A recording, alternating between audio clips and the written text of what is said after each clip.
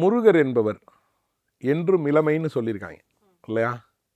அதே போல் எல்லாரும் கிண்டலாக சொல்லக்கூடிய ஒரு விஷயம் முருகனுக்கு இருக்குது. என்ன? 2 மனைவி, 2 மனைவியோடு இருக்கிறவர். அது நாத்திகவாதிகளும் இதை வச்சு கிண்டல் பண்ணுவாங்க. ஆனால் இதில் இருக்கக்கூடிய மிகப்பெரிய ஆழ்ந்த தத்துவார்த்தம் ஒன்று இருக்கிறது. நம்மளுடைய வயதையோ நம்மளுடைய இயக்க நிலைப்பாடுகளையோ எதை வைத்து நீங்கள் முடிவு பண்ணலாம் அப்படின்னா, நமக்கும் பிரபஞ்சத்திற்கும் உண்டான தொடர்பு. ஒரு குழந்தை தொப்புள் கொடி வரைதான் தாயினுடைய சக்தியில் இருப்பாங்க. தாய் தான் ஃபீடிங் இருக்கும்.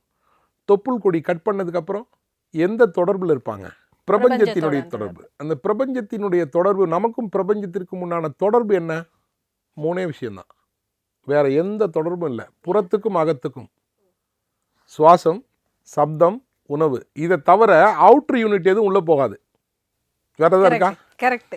நான் யோசிக்கிறேன். கரெக்ட். அவுட்ரு யூனிட் எதுவும் உள்ளே போகாது. அப்போ இப்படி போகக்கூடிய தன்மையில் சாப்பாடு இல்லாமல் 21 நாள் இருந்துடலாம். சப்தத்தை பற்றி பிரச்சனை இல்லை. சுவாசம் இல்லாமல் 7 மினிட்ஸ் இருக்க முடியாது. அப்போது சுவாசம் என்பது மிக அதிக முக்கியத்துவம் வாய்ந்த ஒன்றுன்னு நம்ம ஆளுங்க கணக்கிட்டு, அந்த சுவாசம் பிரபஞ்சத்தோடு நமக்குள்ளே ஏற்படுத்தக்கூடிய தொடர்பை கணக்கிட்டு அப்படின்னு பார்க்கிற பொழுது, ஆழ்ந்து கவனிக்கிற பொழுது, நம்மளுடைய சுவாசம் 2 மணி நேரத்துக்கு ஒரு முறை மாறுகிறது, 5 நாழிகைக்கு ஒரு முறை சுவாசம் மாறுகிறது அப்படின்னு கண்டுபிடிக்கிறான்.